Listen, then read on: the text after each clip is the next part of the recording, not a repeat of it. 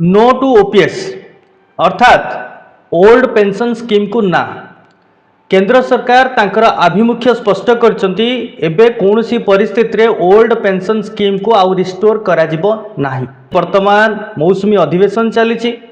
एवं से मौसुमी अधिवेशन रे लोकसभा रे गोटे प्रश्न आसीथिला अणतारका प्रश्न पचारथिले डॉक्टर इंद्र हांगसुबा जे कि मेंबर ऑफ पार्लियामेंट अछंती लोकसभा रे प्रश्न थिला अगस्त 10 तारिख दिन तार उत्तर रखिछंती केंद्र सरकार का तरफ राष्ट्रमंत्री Pankaj Chaudhary minister of finance. तीनिटा प्रश्न से पचारथिले। प्रथम प्रश्न से रखिथिले जे केंद्र सरकार ओल्ड पेंशन स्कीम को रिस्टोर करिवे कि जदि करिवे केबे करिवे बा जदि करिवे नाही काहेकि करिवे नै ये थिला द्वितीय प्रश्न। एवं तृतीय प्रश्न थिला केतोटी राज्य ओल्ड पेंशन स्कीम को रिस्टोर करिसंती तार तथ्य एवं जो माने करिसंती तांकर जो कंट्रीब्यूशन रहिछि स्टेट रो एवं से एम्प्लॉय मानकर से कंट्रीब्यूशन केबे फेरेबे बा को भली भाबरे फेरेबे ए प्रश्न से रखिथिले। सरकारकर तरफरु केंद्र राष्ट्रमंत्री फाइनेंस डिपार्टमेंट रो पंकज चौधरी ताको उत्तर रखिसंती। प्रथम प्रश्नर उत्तर से रखिसंती वर्तमान सुधा सेमती कौनसी प्रपोजल तांकर अंडर कंसिडरेशन नाही अर्थात ओल्ड पेंशन स्कीम को लेकिन कौन सी प्रस्ताव ना। द्वितीय प्रश्न जो थिला जे करिवे नहीं रे उत्तर कौन रही जे वर्तमान से सेटा को मध्य क्लारिफाई करिसंती। वर्तमान जो अर्थनैतिक परिस्थिति देशर अच्छी कौन सी परिस्थिति रे वर्तमान ओल्ड पेंशन स्कीम लागू करा जाई पारिबो नाही। आपण जानिचंती 1 जनवरी 2004 रु देश रे लागू होईची न्यू पेंशन स्कीम जोटा कि एनपीएस एवं सेटा मध्य सही अटल बिहारी वाजपेयी सरकार बीजेपी सरकार रे हेइथिला एवं परवर्ती मुहूर्त रे एप्रिल 1 2025 रे ता संगे आउ गोटे फर्दर जोड़ा गला से कंट्रीब्यूटरी पेंशन ले जोटा कि यूपीएस बोली ताकू कहगला यूनिफाइड पेंशन स्कीम बा एकीकृत पेंशन योजना एवं एनपीएस आउ यूपीएस भितरे सामान्य फरक अछि। एनपीएस रे आपणकर सिक्योर नथिला बा गोटे आश्योर्ड पेंशन राशि आपको मिलू नथिला जेमति कि आपण जानिथिबे जो माने बहुत अल्प समय धरिकी सर्विस करिसंती 8-10 वर्ष 5 वर्ष तो से भली क्षेत्र रे सेमानकर पेंशन राशि मात्र 5,000 2,000 एई भली भाबरे सीमित होइकी रहिछि। आपण थरे चिंता करंतु जदि जने कर्मचारी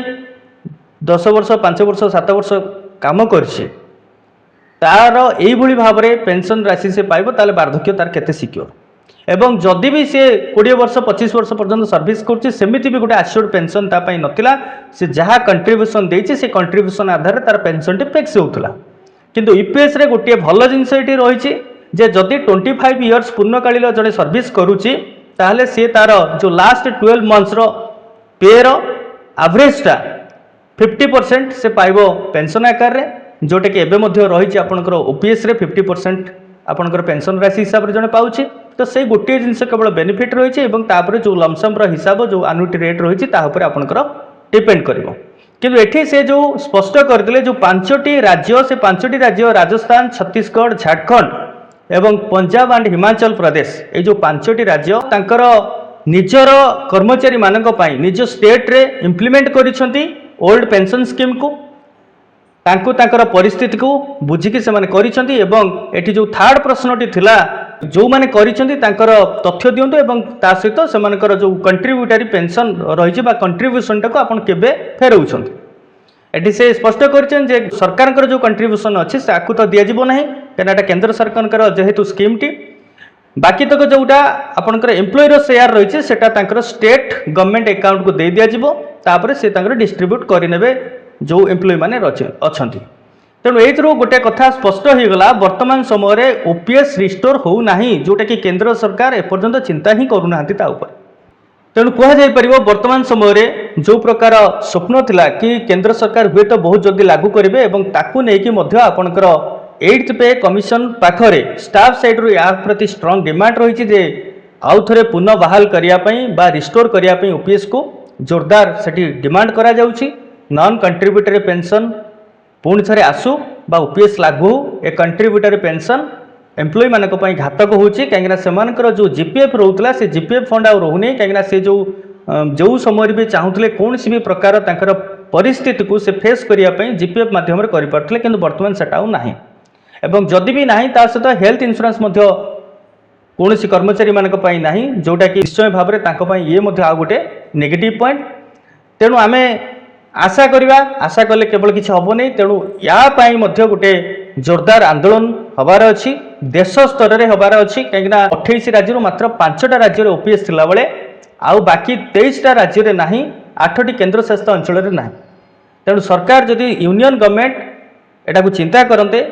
निजे माननीय प्रधानमंत्री यशस्वी प्रधानमंत्री जदि एते गुड़े चैलेंज नहीं पारुचंती 370 उच्छेद करने कथा कहतु, ट्रिपल तलाक उठेवा कथा कहतु, राम मंदिर प्रतिष्ठा करने कथा कहतु,